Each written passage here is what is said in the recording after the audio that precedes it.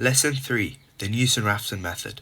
The Newton-Raphson method or process or procedure can be used to find numerical solutions to equations in the form f of x is equal to 0. F of x in this case must be differentiable to use this method. This method uses tangent lines to find a root.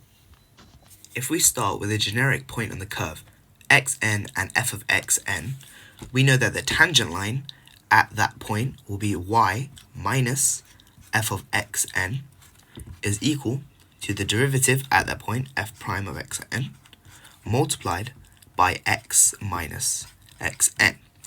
This is the tangent line. The way the Newton-Raphson method works is it looks at where this tangent line crosses the x-axis. So this is the tangent line, maybe at your point here, and it wants to find this x value at the x-axis. The way it does that is y is 0 here, and x is your next iteration that you use. So if we replace y with 0 and x with xn plus 1, we get 0 just goes away, so we get minus f of xn is equal to f prime of xn multiplied by x of n plus 1 minus xn. Dividing both sides by f prime of xn, we get xn plus 1 minus xn is equal to minus f of xn over f prime of xn. And if we add xn to both sides, we get xn plus 1 is equal to xn minus f of xn over f prime of xn. And this is the Newton-Raphson method. To find the next iteration, you start with your value, plug it into the formula, and then divide by the gradient at that formula, at that point. As you can see, when you choose your values of x and the tangent line intersects the x-axis at the next iteration, we can see that iterations get increasingly accurate to find an approximation for the root. However, if the starting value x0 isn't chosen carefully, the method can converge very slowly or maybe not at all.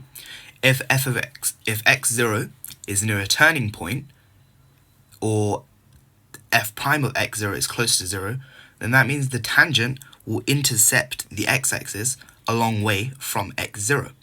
If any iteration happens to land at the turning point, at xi, then the method fails, as f prime of xi is equal to 0.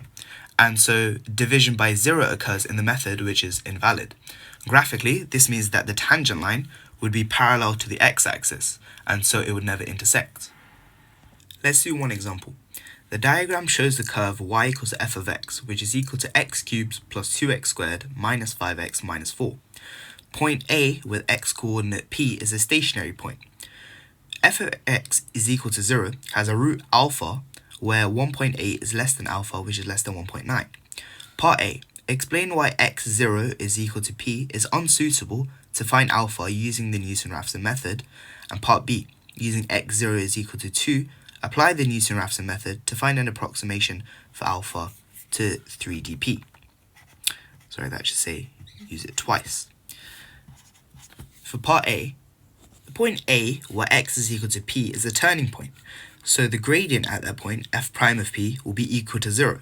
And you cannot divide by 0 in the Newton-Raphson formula, so x0 is equal to p is unsuitable. For part B, if we differentiate f of x, we get f prime of x is equal to 3x squared plus 4x minus 5. We know that x1 will be x0 minus f of x0 over f prime of x0. And when you plug x0 is equal to 2 into this and the gradient, you get this will be 2 minus 2 over 15, which is 1.86 recurring.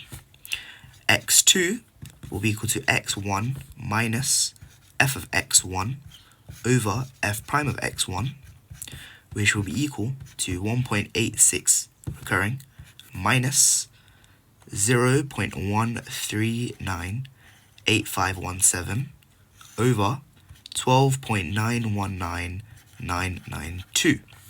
And this gives you 1.8558. And it goes on. And so therefore, x2 is around 1.856 to 3 dp. And that's about it.